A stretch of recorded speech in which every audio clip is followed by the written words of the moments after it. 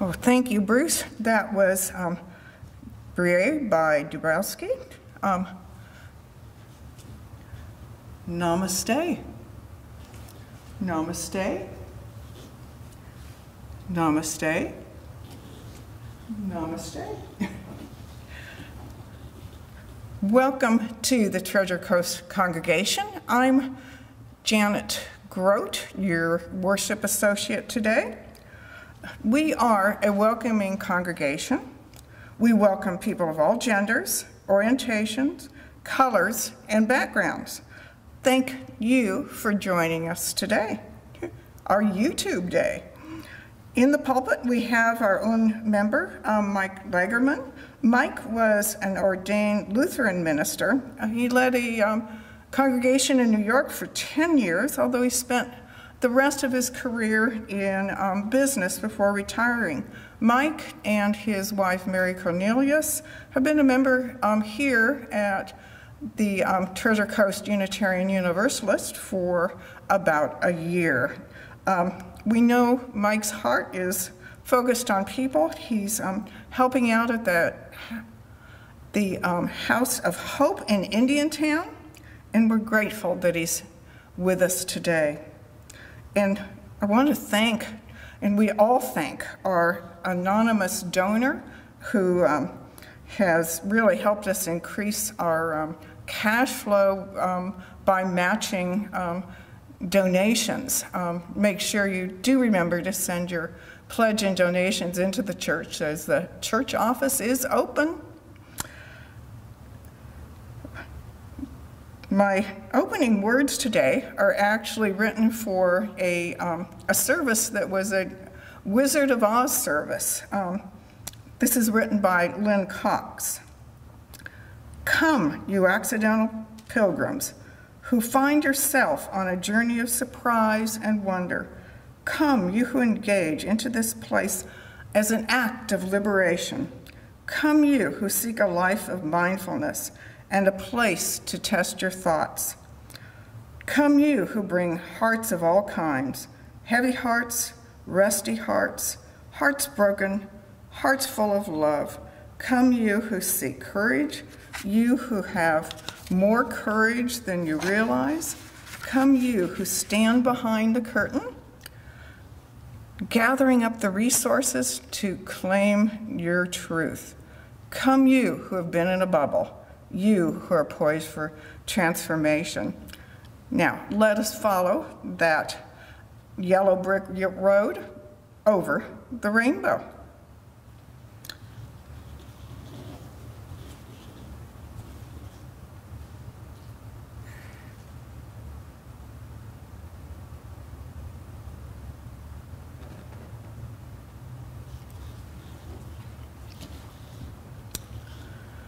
This is by Theodore Parker.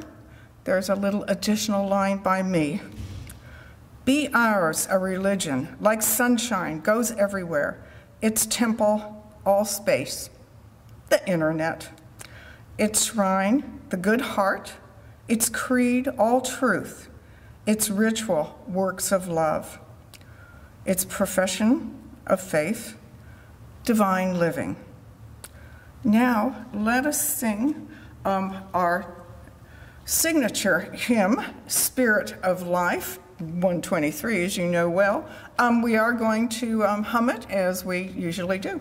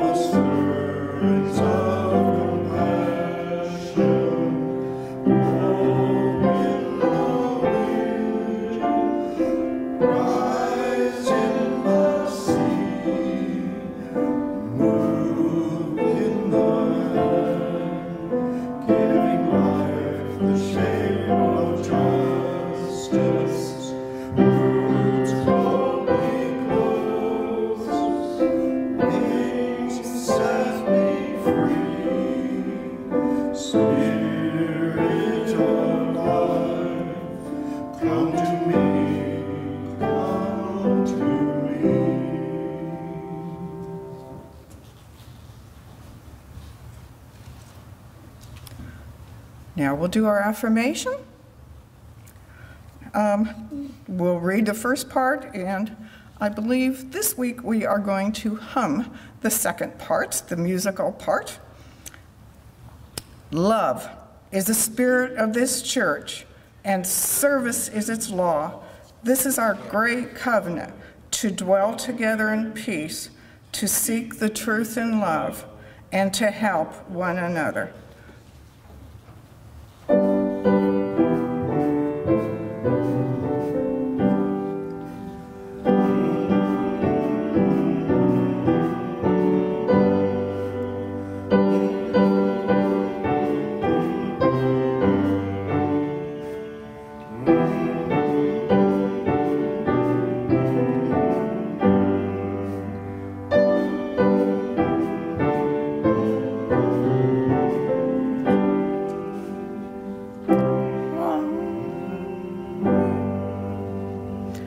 Oh my, I almost sang that amen.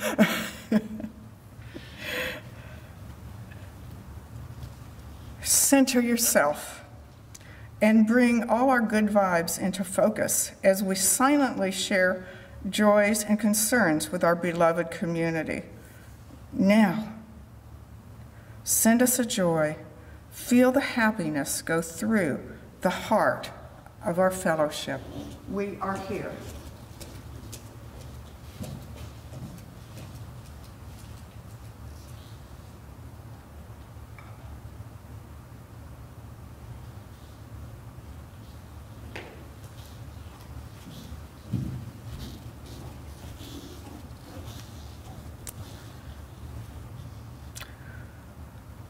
If you wish you could share a sorrow, know that your sorrow sink deeply into our compassionate hearts, and may you know that we care.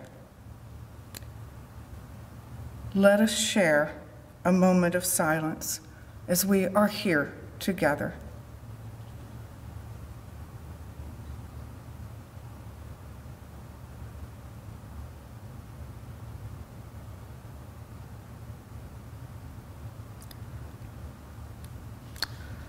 Now we're going to have the piano meditation. Spring has now unwrapped the flowers. It's actually hymn number 63.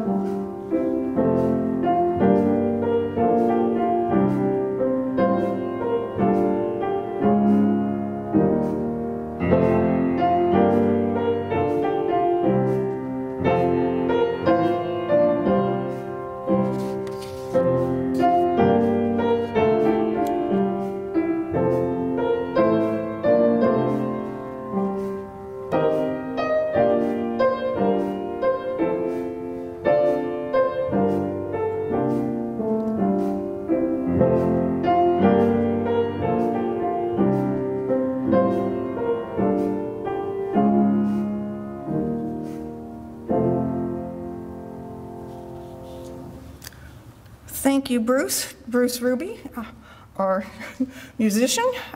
Thank goodness for him. And we also want to thank our man behind the curtain, Chris McGann, who's taping this video. And now we will have our sermon.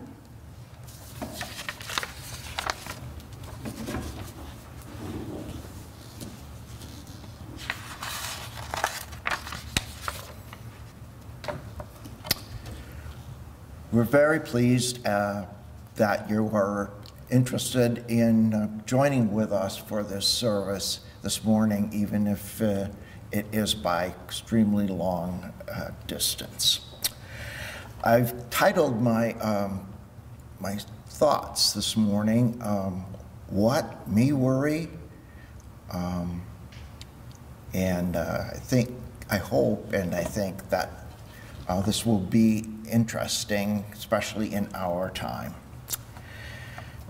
As a little kid, I worried about everything. I worried when I went to bed, maybe I won't wake up. I worried when I woke up, maybe something bad will happen to me today.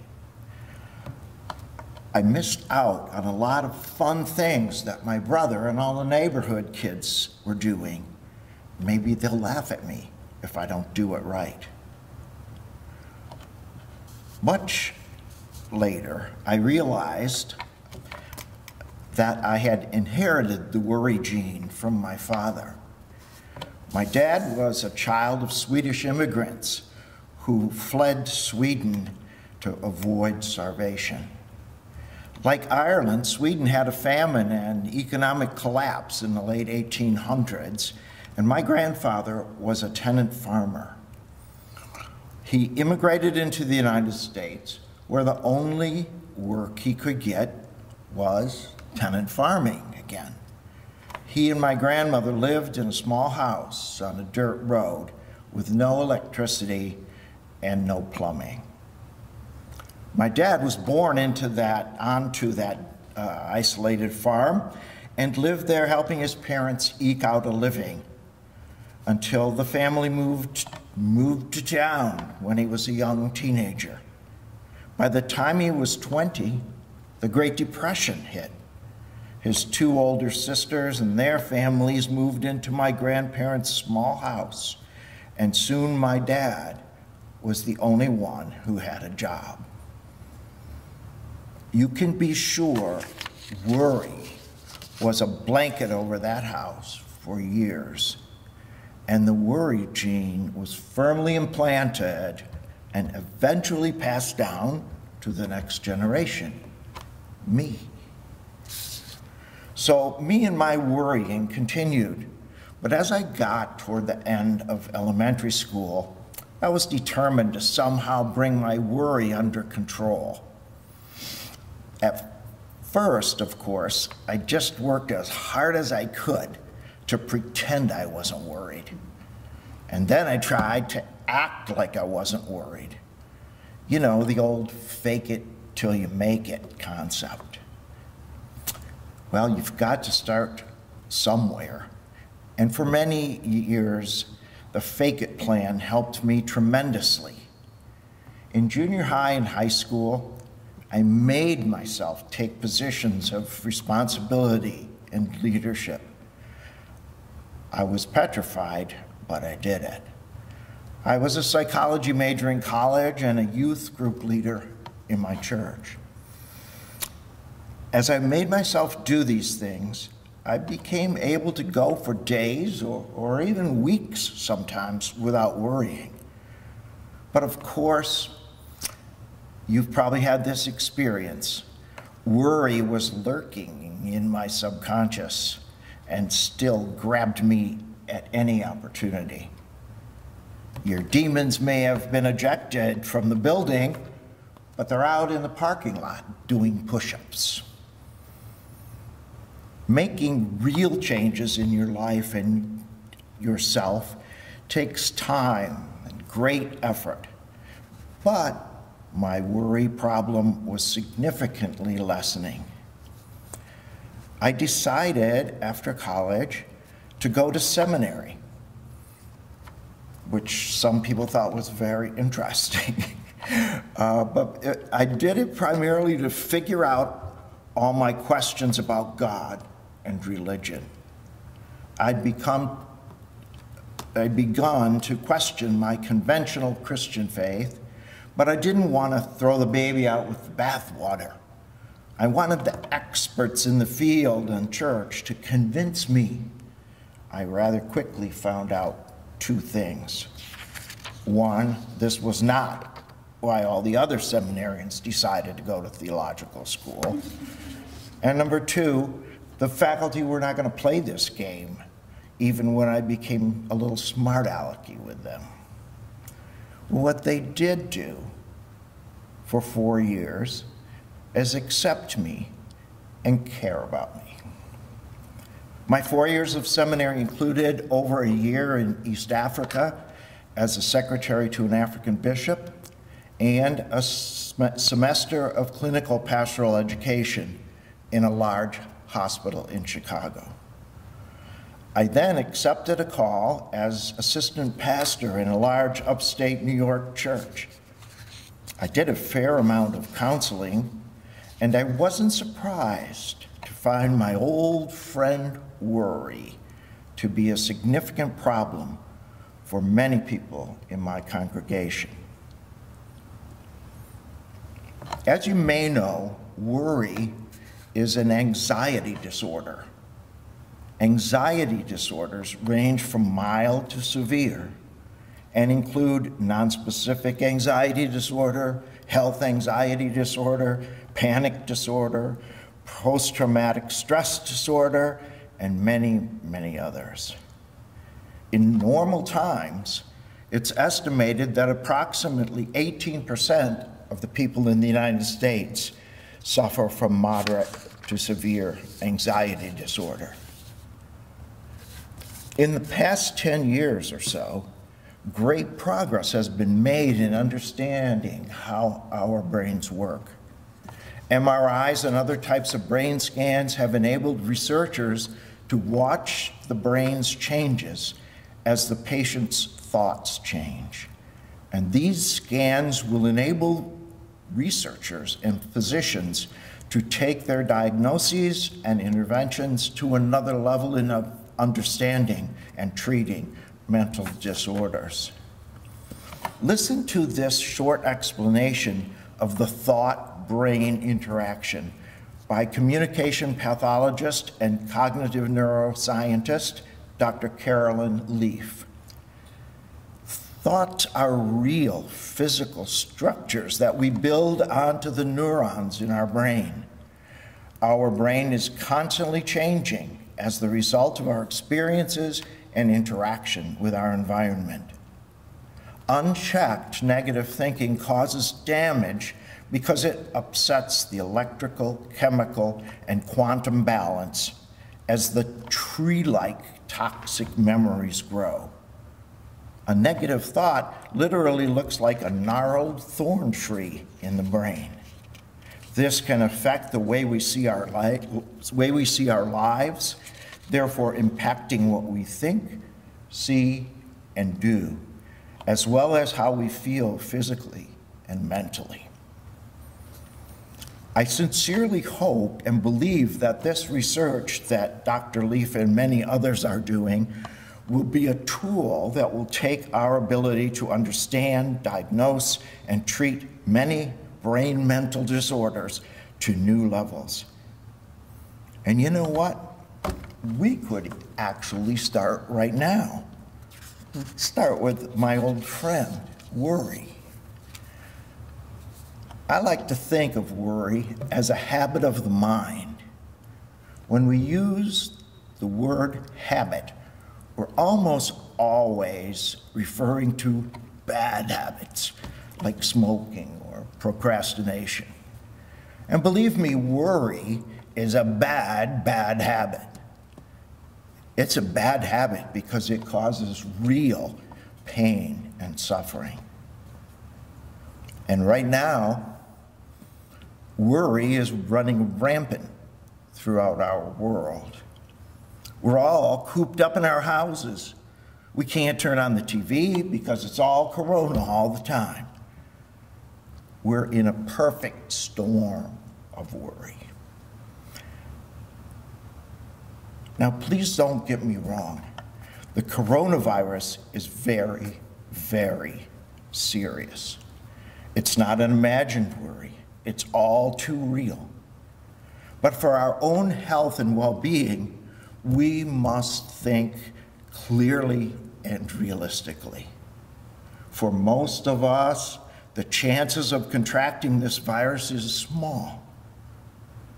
And we are doing everything we can as individuals and as a nation to combat this virus. And we must and will continue to do so until this horrible disease has run its course.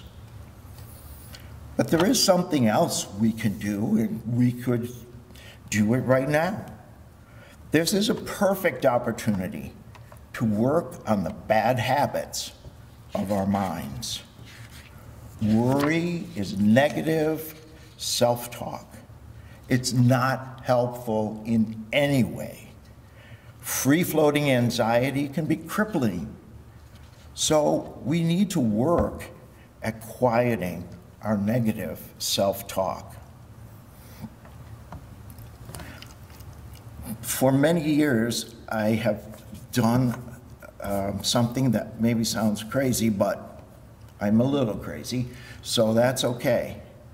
When I become aware of a negative thought, I scream, "Banish negative thinking!" Now, I only scream it out loud when there's nobody else around, but when I'm alone, I really scream. Over the years, this has helped me immensely, and I'm now able to stop a negative thought almost all the time. This is incredibly liberating and life-affirming. Habits of the mind are just like every other habit. They creep into your mind and take over. But we need to keep the positive mind habits, and there are many. They are a great blessing for you and me and others. But we've got to kick the negative ones out. Banish negative thinking. I want to close with a quote from one of my great teachers. Winston Churchill said, "My life has been full of endless concerns and worries about the future, most of which never came to pass. Almost all my worries in life have never come to pass either. And the same is probably true of most of yours. So work at quieting your negative self-thought. Banish negative thinking. Your life will never be the same."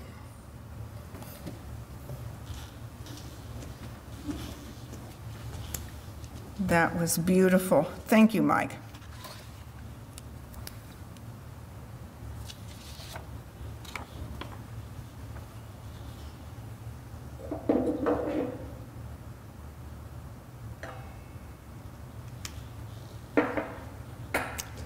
We extinguish this flame, but keep its light in our hearts with its message of love and justice, taking it outside these walls to the world we live in until we are together again. Now we're going to have the postlude, "Smile" by John Pusino.